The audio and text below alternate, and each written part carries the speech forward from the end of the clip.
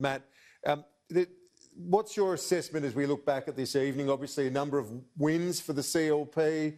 It was a really strong speech from their leader, but they're going to be in opposition for another 4 years. That looks like the most likely scenario as we speak at the moment. I think it's a great victory for the CLP tonight, a historic one.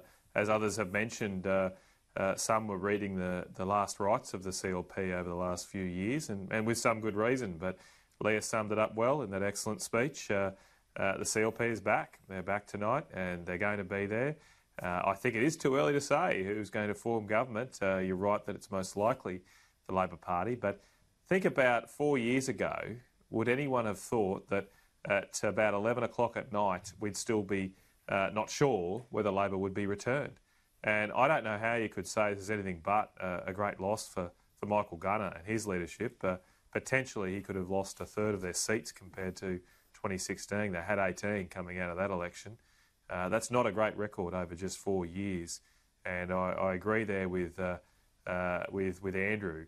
I think government's going to be a little bit careful about just running on COVID, particularly as blatantly as Michael has done these last few weeks. I mean, he's basically been saying, I saved your life, you know. He's running as if he destroyed Thanos and he's going to become the next member of the Avengers.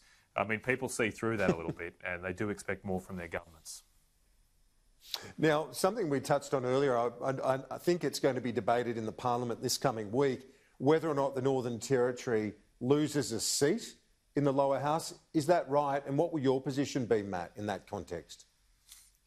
Yeah, look, a private member's bill is coming forward to the Senate on Monday when we return to Canberra, and all of the National Party Senate team, including myself and Sam McMahon, the National Party Senator from the NT, will be voting for that. We'll be supporting that and speaking for it. I think Jacinta was right before that it would be terrible for the Northern Territory to be reduced back to just one member of Parliament. That would be an abomination for such a large part of our country, and especially a terrible signal to send to our Indigenous communities and their right to have representation. So it's a big shame that thanks to the Labor Party's policies in the NT, the population of the NT has been declining, but I don't think the people of the NT should suffer a second blow from that incompetence.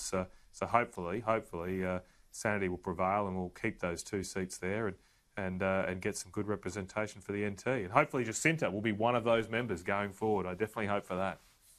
Yeah, there's a fair chance, I think. Matt Canavan, thanks very much for your contributions tonight. We'll talk to you during the week.